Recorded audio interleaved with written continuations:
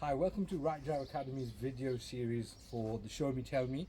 Today we're in another Suzuki Swift, but this is a 2014 onward Suzuki Swift automatic.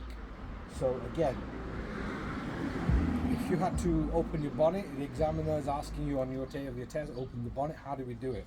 So once again, on the driver's side, being a Japanese car, the lever is just here, located underneath. We pull it and that opens the bonnet.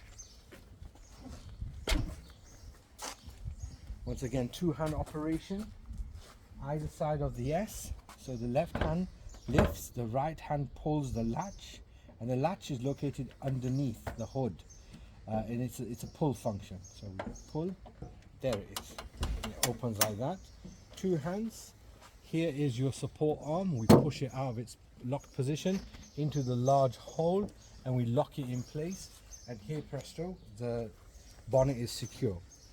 Three questions which are generically the same. The engine coolant location is located here and it should be between the minimum and maximum levels. How do you check the oil level?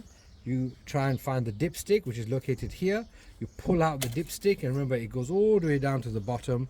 You wipe it, you put it back in, and then you lift it out again, get a fresh reading. Should be between the minimum maximum levels.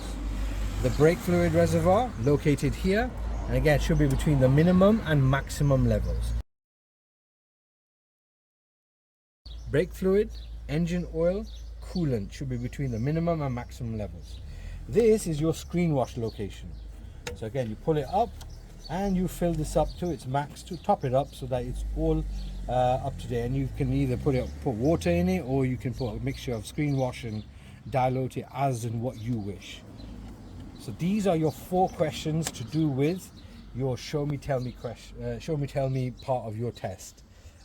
Again, engine block, your battery is located here, fuse box is here, your bulbs are located either side, radiator, etc. Again, keep an eye on these levels.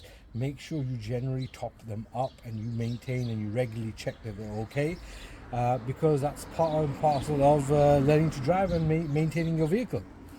Okay, and when you're ready to close, again, push the hood a little bit, get a bit of slack, lift the support arm, lock it into place, never drop it because it could potentially blow these bulbs and that could be a void test, abandoned test. It's happened before.